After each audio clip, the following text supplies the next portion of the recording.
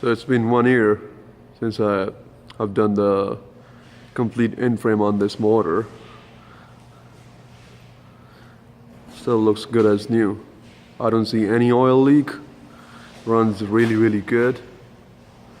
The paint is holding really good. That's why I spend a lot of time painting, because I don't want the paint to peeling off. And this is the exhaust side of it. As you can see, there's no leak. I'm gonna start it soon. Just try to get the still good as new.